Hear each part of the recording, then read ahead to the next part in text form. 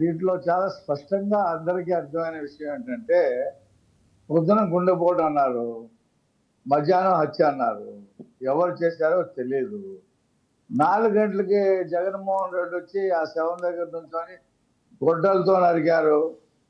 Commode దగ్గర నుంచి లాక్కొచ్చారు, కుట్లేశారు, అన్నీ ఆయనే చెప్పేశాడు. అప్పటి వరకు బాహ్య ప్రపంచానికి ఆయన ఎలా చనిపాడు, గొడ్డలతో నరికితే చంపాడా తెలియదు.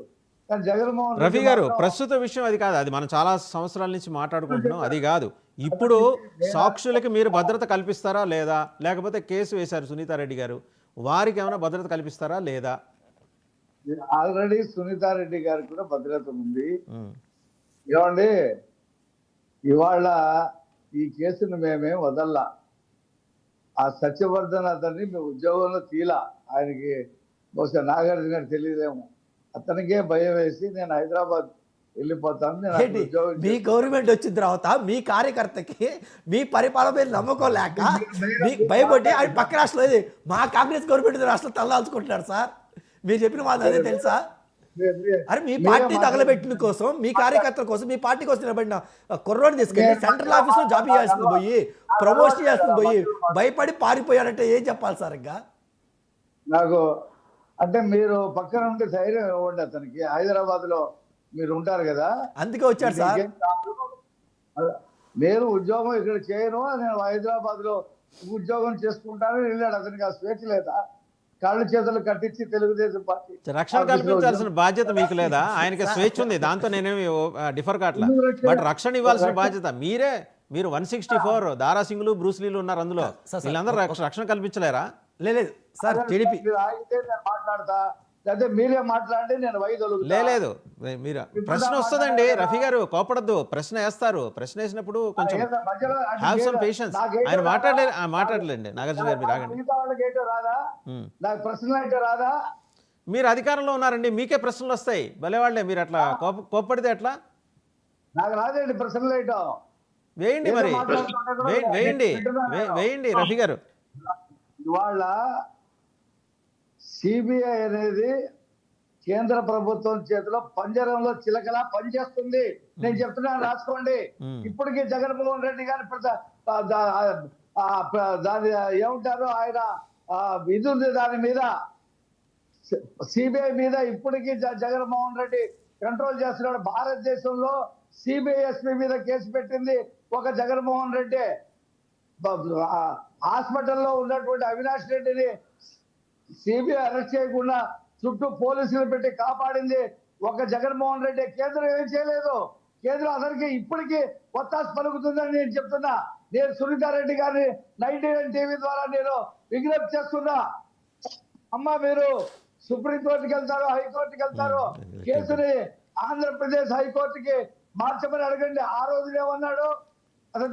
రఫీ గారు నాదో ప్రశ్న అండి. మీరు చాలా బ్లాటెంట్గా చెప్తున్నారు, ఏమని కేంద్రం వత్తాసు పలుకుతోంది, ఇక్కడ 2 ఇంజన్లు అక్కడ 2 ఇంజన్లు, మొత్తం 4 ఇంజన్ల సర్కార్ మీది. వత్తాసు పలుకుతున్నప్పుడు మోడీని నిలదీయండి.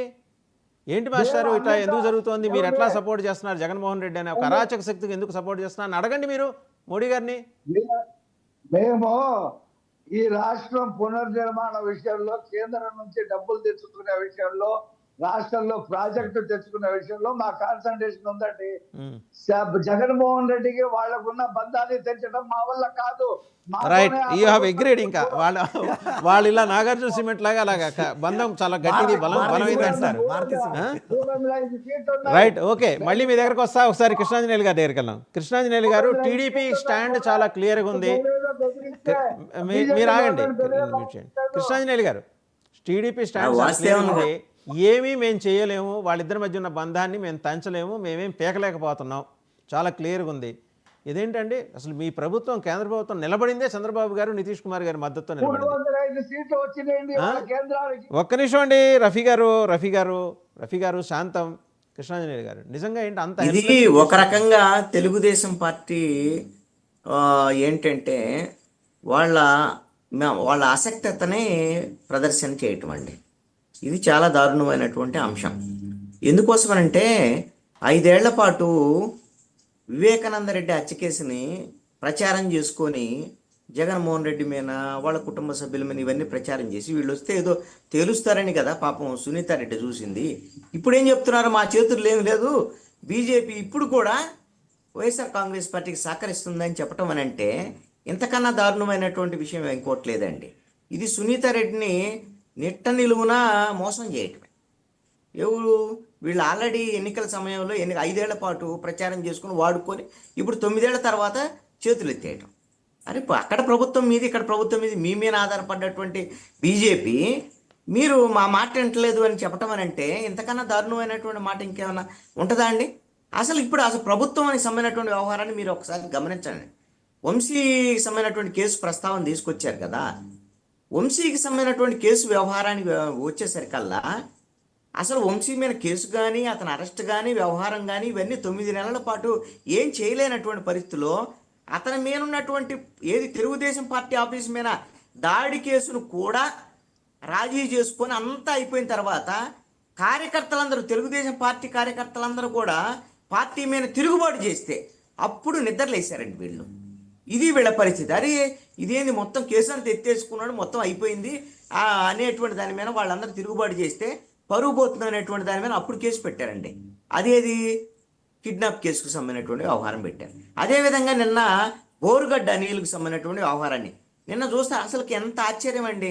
బోరుగడ్డ అనిల్కి హైకోర్టులో బెయిల్ వచ్చిందండి. హైకోర్టులో బెయిల్ వచ్చింది, ఆయన బెయిల్ మీద బయటికి వెళ్ళాడు. ఏది ఎస్కేప్ అయిపోయాడు, కనపడకుండా వెళ్ళిపోయాడు. అంటే అసలు ప్రభుత్వ ఇంటెలిజెన్సు అసలు ఇంటెలిజెన్స్ వ్యవస్థ పనిచేస్తుందా, అసలు ప్రభుత్వం ఉందా? అసలు ఎంత ఆశ్చర్యం అండి ఇది. అంటే మీకు బోరుగడ్డ అనిల్కి బెయిల్ వచ్చిన విషయం కూడా ప్రభుత్వానికే తెలియదా? అది ఇది చెప్తే నమ్మేటువంటి అంశాలు అనేవి ఒక